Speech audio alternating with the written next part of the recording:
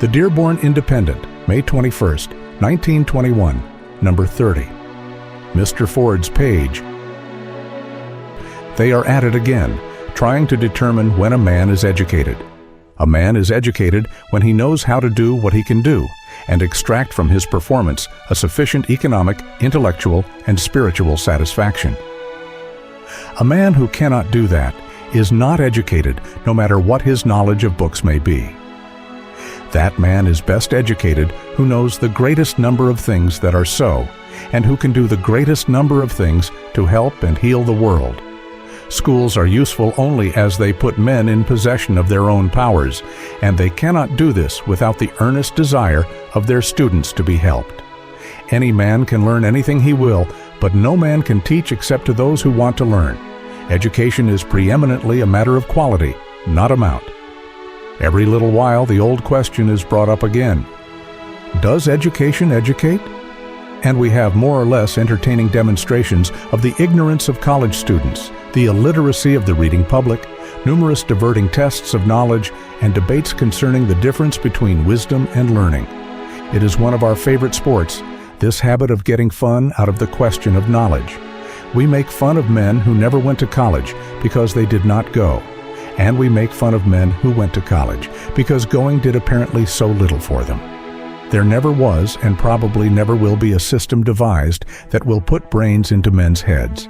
And until such a system appears, we must expect to find in men the same differences that have always marked them, whether within books or without them, in or out of college. Take a group of wholly illiterate men who cannot read a date on the calendar, who cannot write their own names, and you will find a difference in brain power among them. Equally illiterate, one man will exhibit more native intelligence. He has brains even if he has little book knowledge. He has foresight, insight, initiative. He knows what he knows, and therefore possesses confidence and a sense of mastery.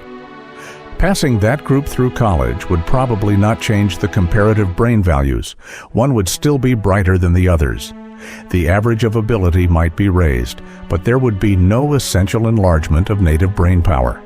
Just as there are some stones that will not take a polish, so there are minds that cannot be standardized so far as knowledge and the ability to use it is concerned. An able man is a man who can do things, and his ability to do things is dependent on what he has in him. And what he has in him depends on what he started with and what he has done to increase and discipline it. An educated man is not one whose memory is trained to carry a few dates in history, but one whose mind can accomplish things. A man who cannot think is not an educated man, however many college degrees he may have acquired. Thinking is the hardest work anyone can do, which is probably the reason we have so few thinkers. There are two extremes to be avoided. One is the attitude of contempt toward education. The other is the tragic snobbery of assuming that marching through an educational system is a sure cure for ignorance and mediocrity. One benefit that education can confer on a man is to give him an equal start with his fellows. Sometimes even that is not an advantage, but in the main and for the general run of human beings, perhaps it is. You cannot learn in any school what the world is going to do next year, but you can learn some of the things which the world has tried to do in former years, and where it failed, and why it succeeded. If education consisted in warning the young student of some of the exploded false theories of men which men have tried to build so that he may be saved the loss of time in finding this out by bitter experience, its good would be unquestioned. One sees a great deal along this line among the amateur inventors of the day. Inventors, by the way, are not made by education, but if they have enough education to save them from puttering away over the mistakes that have been conclusively proved to be mistakes, it saves them time. There are men at work today on theories fundamentally wrong, but they do not know that other men have followed that road and have had to come back. An education which consists of signposts indicating the failures and the fallacies of the past doubtless would be very useful. If education had as its objective the putting of the student in possession of the world up to date, so that leaving the school he could start in step with humanity, it would be a great service. But whether this is the objective, it may be better to let educators themselves decide.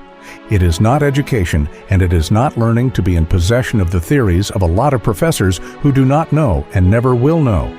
Speculation is very interesting and sometimes profitable, but it is not education. To be learned in science today is merely to be aware of 100 theories that have not been proved. And not to know which of those theories are so is to be uneducated, ignorant, and so forth. But neither the man who knows these theories nor the man who does not know them really knows anything. If knowledge of guesses is learning, then one may be learned by the simple expedient of making his own guesses, and by the same token he can dub the rest of the world ignorant because it does not know what his guesses are. But the best that education can do for a man is to put him in possession of his powers, give him control of the tools with which destiny has endowed him, and teach him how to think. The college renders its best service as an intellectual gymnasium in which mental muscle is developed and the student strengthened to do what he can. To say, however, that mental gymnastics can only be had in college is not true, as every educator knows. A man's real education begins after he has left school, as any university graduate will tell you. True education is gained through the discipline of life. The trouble is not with the schools altogether, though their one-sidedness in filling the field with books and leaving no place for the training of eye and ear and hand is recognized, but with the public illusion that schools can do for a young man what he must do for himself. If young men come out of college undeceived, it is their own fault, and the same would be true if it were a canning factory they came out of, or a boiler shop, or anywhere else. Any place, any work offers an opportunity for education, but it is something the recipient takes. It is not something that can be handed to him. Here is a farmer boy working in the greatest school that ever existed, walking all day long on the greatest textbook ever written. If he could master the secrets of 1 acre or even 1 square foot of land, he would be a learned man. There are more things to be learned on one farmstead than in Harvard, Yale, and Princeton put together, though it sometimes occurs that the young man doesn't know this until he has gone through school first. We are a nation of casual readers. We read to escape thinking. Reading has become a good habit with us. Learning has become a thing of accent and of facts. It is learning to have read the latest novel, but not to know that it's a silly, trivial thing.